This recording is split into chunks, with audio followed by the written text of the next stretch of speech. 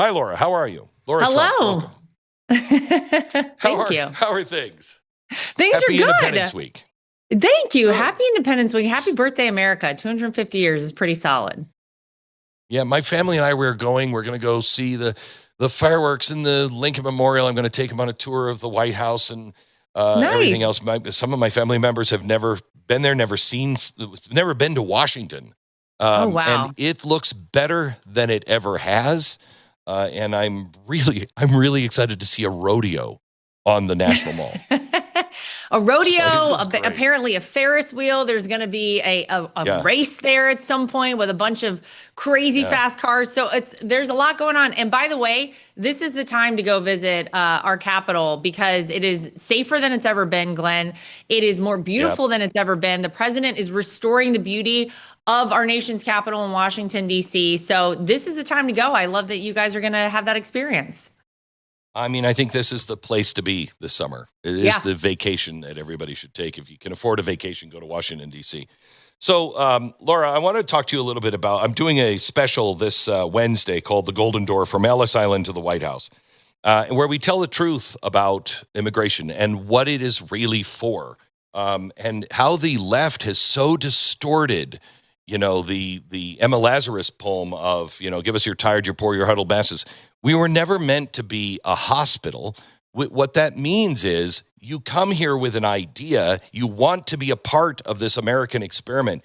You can leave the past behind and you can do anything. And one of the examples I use is your father-in-law's parents, his grandfather and his mother. That's an incredible story.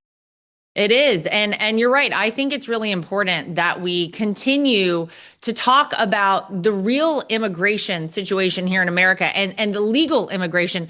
You're right. The left has really distorted what this president has been talking about, really, Glenn, since the day he came down the golden escalators and announced his run for president in June of 2015, which everyone remembers was hysteria. It was pandemonium after Donald Trump tried to acknowledge the fact that there were a lot of people who were coming to our country with bad intentions, who, were bringing illicit drugs to our country, who were causing problems, who were bringing crime into America, because somehow we had kind of left what this country had started as a country of legal immigrants. And we had phased into a place where we had a lot of just open door policy of you can come here and you don't have to follow the proper process. We are a country of legal immigrants. That is how America was founded.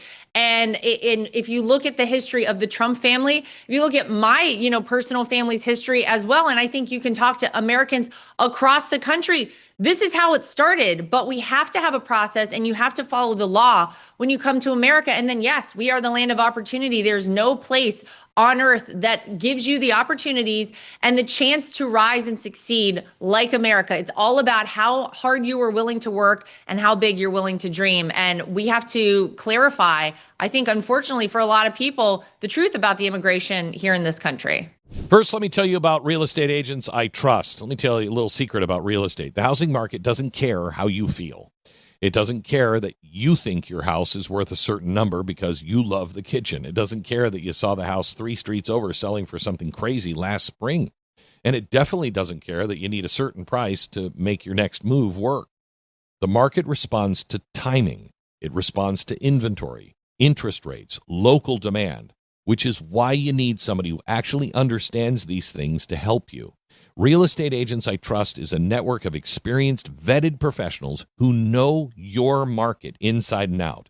They know how to price strategically. They know how to negotiate. Most importantly, they know how to tell you the truth, even when it's not the easiest thing to hear. Go to realestateagentsitrust.com. We vet every single one of these people to make sure they're the right person to help you sell or buy a house in this market. realestateagentsitrust.com. Do you think, and I'm sure he's past it now, but I think in the first term, he had to feel like he was hit in the face with a shovel because of how he was viewed all the time. I mean, I didn't know this. We looked this up. He was one of the first recipients of the Ellis Island Medal of Honor in 1986. He got it the year Rosa Parks, Jackie Kennedy, and Muhammad Ali were given this Medal of Honor. And somehow or another, I mean, there's the picture of it. That's crazy. He's standing next to Rosa Parks. That's amazing. That's amazing. Oh, it's incredible how he, the history of his family and of immigration. I mean, even his wife, and right. Somehow or another, he's painted as this guy who just hates immigrants. But if you look back, actually, Glenn, at what so many prominent Democrats, including Barack Obama, including Joe Biden, all of these people were saying not so long before Donald Trump came down that escalator, they were all saying the things that Donald Trump has been saying for the past 11 years. And yet, all of a sudden, that's a problem. All of a sudden, you're xenophobic, you're racist if you say those things. No, what we need to talk about is the fact that somewhere along the way, the Democrats decided, wait a minute, our policies are no longer anything that anyone wants to buy into. Our policies are going to be very hard to sell to the American people. And so we need to find another way to keep ourselves on top. We need to find another way to win elections. And I think you look back to about 11 years ago, and somebody said, you know what, let's just start letting people come in and let's not really vet people. Let's not follow the law and follow the process that's been in place for so long. Let's just let people in and we won't really talk about it. We'll just do it. And we'll hope that these people become Democrat voters and vote for us in perpetuity, which we all have to assume was the whole goal and the whole plan of all of this. The problem is that it has absolutely wreaked havoc on our country. The problem is that you had 100,000 Americans a year dying from fentanyl overdoses. The problem is that you had foreign gangs taking over apartment complexes. And we all know the issues and the crime that resulted as, you know, we had this illegal immigration crisis throughout the tenure of Joe Biden's presidency. So Donald Trump called it out day one when he announced his run for president. You're right. They have distorted it completely. And again, if you look back 12, 15 years ago, a lot of prominent Democrats were saying exactly what Donald Trump is today. Isn't it incredible how they've tried to flip the script? So the left had a meltdown last week on TPS from the Supreme Court, an absolute meltdown. What part of immigration is not a suicide pact? Do they not understand? It's really crazy. And then you see, you know, people like Zoran Mamdani, the mayor of New York City, saying, oh, I'm not going to go along with what the law says. I'm not going to abide by what the Supreme Court has just ruled. It's so crazy. It's so counterintuitive. If you apply even a little bit of common sense to this, if you're incentivizing people to come here, if you are a major leader in this party, which sadly we have to call someone like Zoran Mamdani, the mayor of New York City, a socialist, a major leader in the Democrat Party, that's how far left these crazy people have become. But if you are advocating for people to break our laws to come here, and then you're saying, oh, on top of that, I'm going to flagrantly violate the law and I'm going to incentivize you to come here. We're going to, you know, we know they've been giving him debit cards full of cash. They've been giving him places to stay. Look at how much of the New York City budget has gone to taking care of illegal immigrants. It is insane to me. It is totally crazy. The Supreme Court has made a ruling. The temporary protective status cannot stand. The Trump administration has been incredible at what they have done in protecting our country's borders. You have not had a single illegal immigrant released into the interior of the homeland of the United States of America in, I think it's about a year, Glenn, and we've had the most secure border under this president we've ever had. We're finally getting a handle on this disaster that has ensued because of the Democrats. And then the Supreme Court makes an even further ruling on it and everybody melts down and they don't want to abide by it. It's crazy. And I hope that it's exposing how far these folks on the left are willing to go, how they don't care about our laws. They don't care about what's best for Americans or our communities. They're just willing to do whatever they think is going to be politically advantageous for them. There are two stories that point this out and make this true. Let me give you the first one. I'd love to hear your comment on this. Last week, the president wrote, the communists are finally making their move. It's beyond socialist now. Socialist is almost a joke to these people. The communists are finally making their move. I've been waiting and preparing for a long time.